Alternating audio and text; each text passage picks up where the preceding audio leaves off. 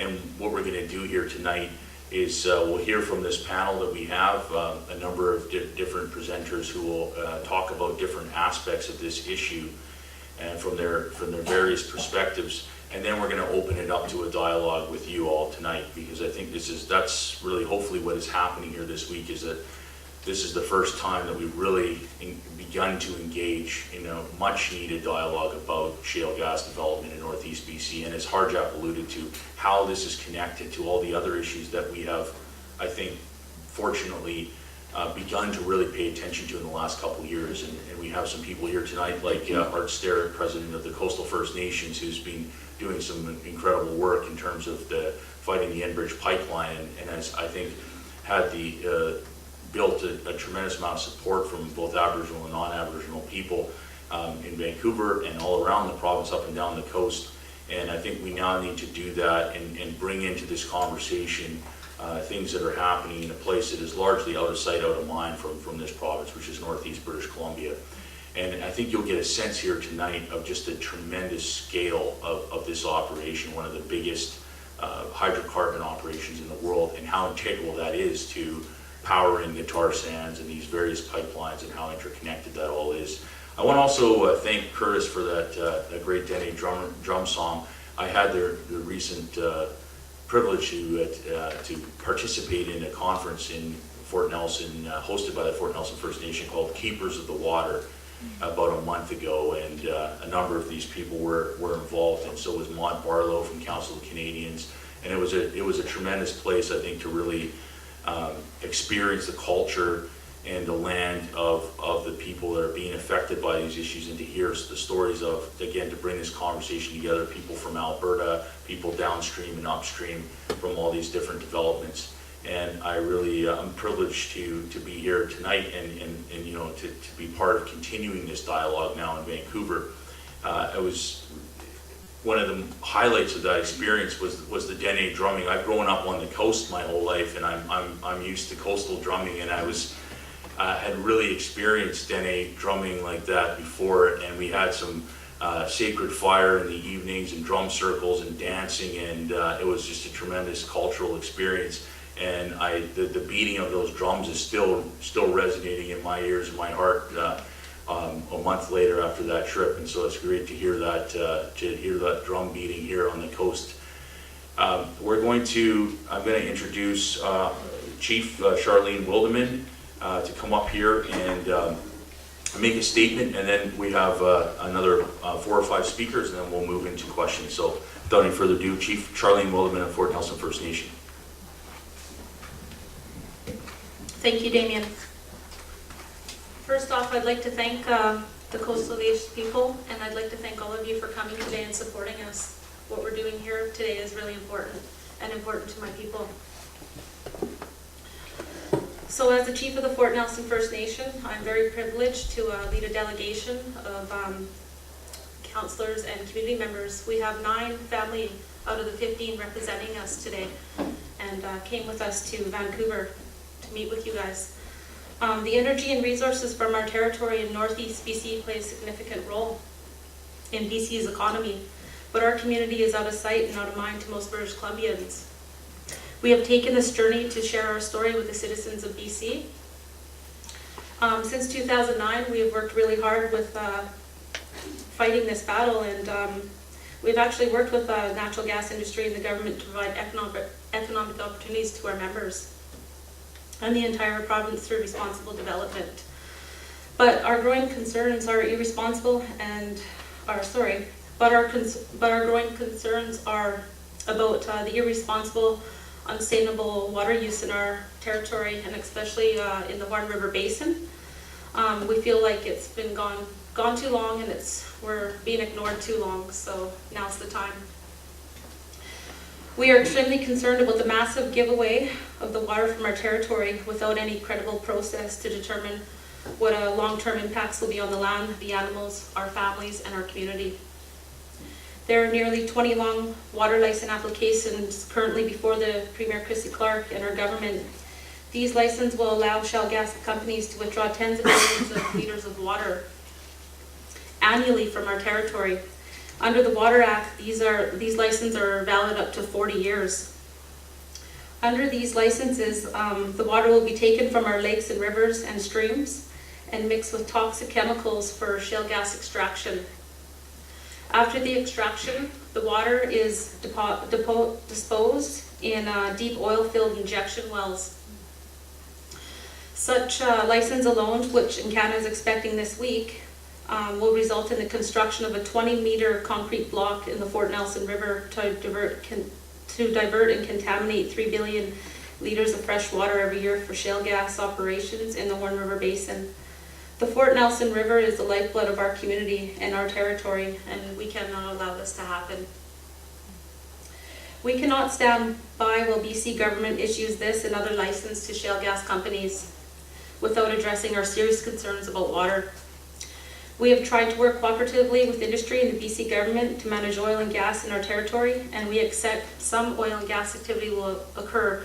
However, we demand that shale gas activities happen only under these conditions. 1, before water licenses are issued, full regional baseline studies must be completed.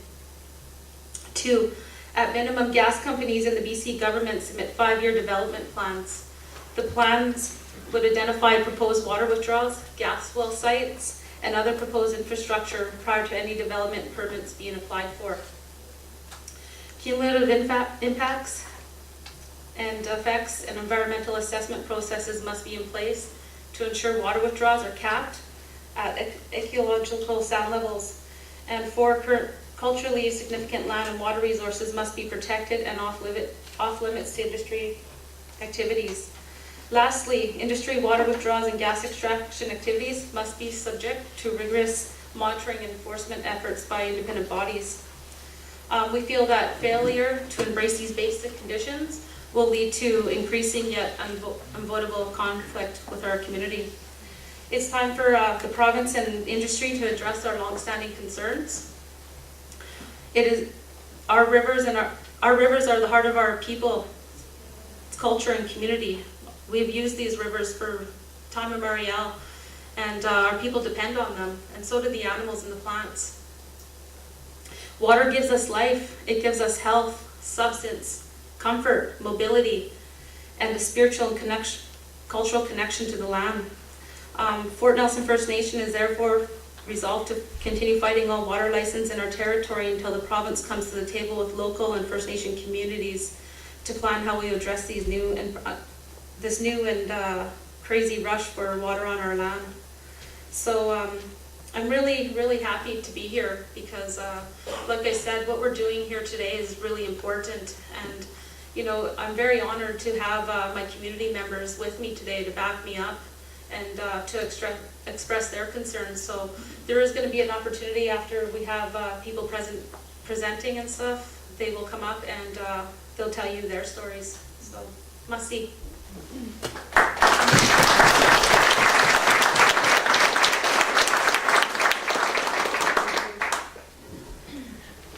I first met our next speaker, former Chief Kathy Dickey of Fort Nelson First Nation, when the first week that we spent traveling up to Fort Nelson to begin work on a documentary project that Harjap alluded to earlier, which is called Fractured Land, and it is a film that we've been following this issue primarily through the eyes of Caleb Bain, a young First Nations law student from Fort Nelson and West Moberly First Nation in the Peace River region as well. And the first experience that I had coming into the community was it was very apparent to me that this community was not about saying no to development, that was very interested in trying to find ways of providing economic benefits to the community, but not at the expense of their core values and traditional territory. And that's something that we felt was very important to begin there and to go and meet with Chief and Council and to do things properly right from the beginning.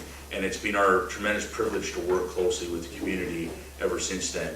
And I think it's just, from an outsider's perspective, it's amazing. And this morning to see both the former chief and the new chief, Charlene Wilderman, working together the way they are to represent the interests of their people and their community, I have the utmost respect for both of you. And I'd like to welcome former chief and current councillor, Kathy Dickey.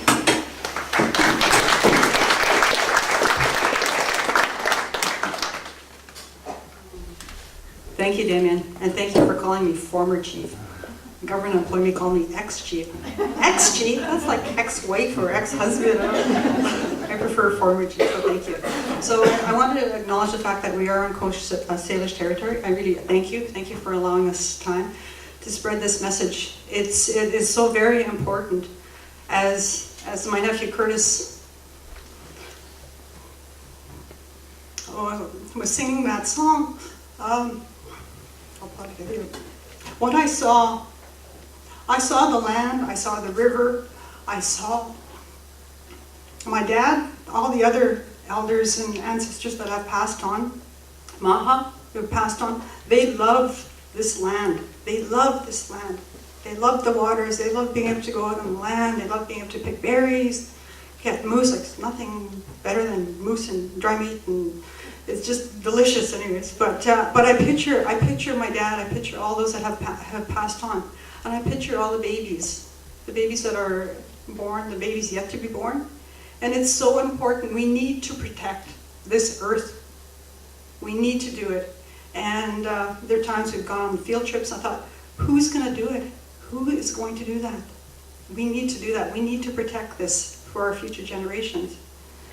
And so it's very, very important. Again, as Damien said, I've completed 4 years as chief councillor up in August, and I got pretty tired, and Charlene's pretty energetic and positive, and she's got a lot more energy than I do, so she's carrying it on. But again, let's see if I can get back on track here.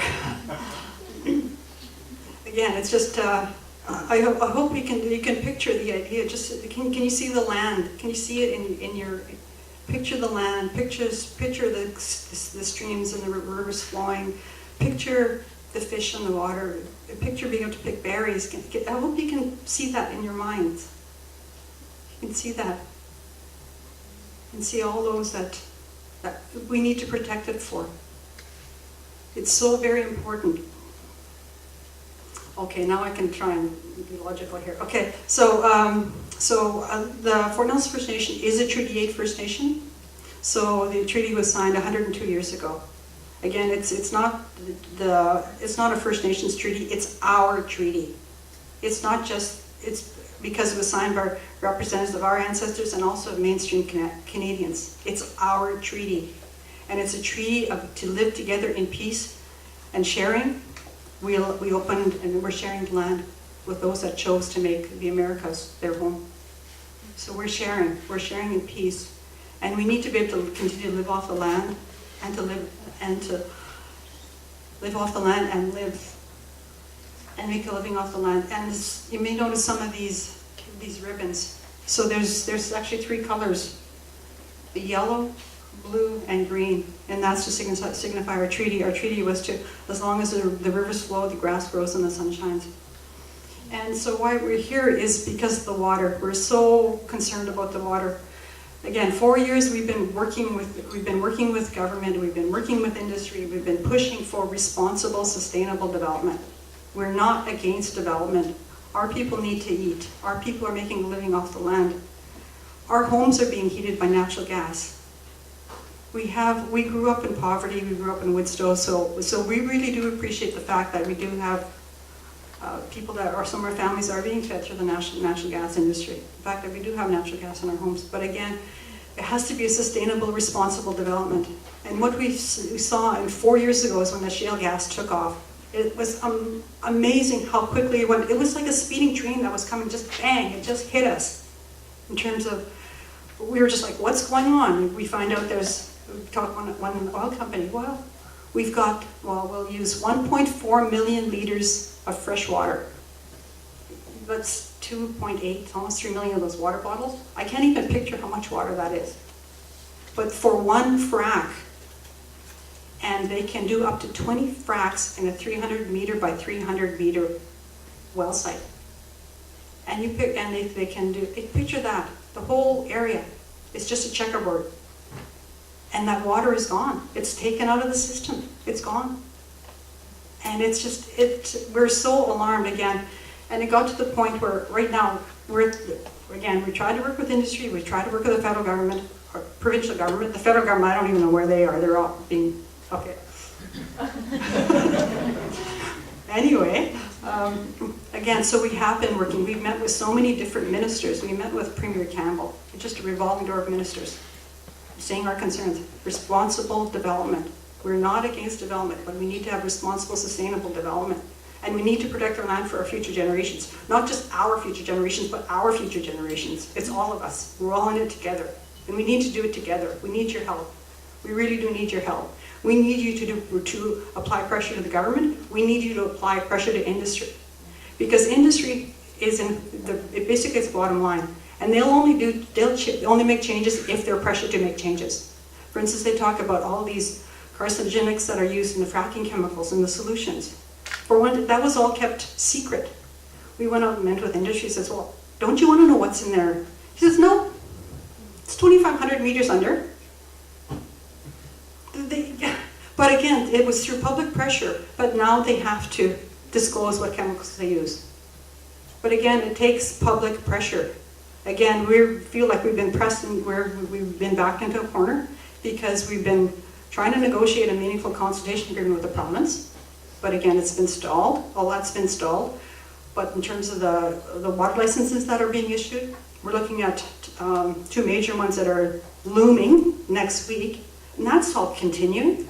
It's a rush. So we're like, what do we do? What do we do? What do we need to do? Again, it's a huge expenditure of resources for us to come down here. There's 12 of us. But again, that's how important it is to us. It's so important. And we need your help.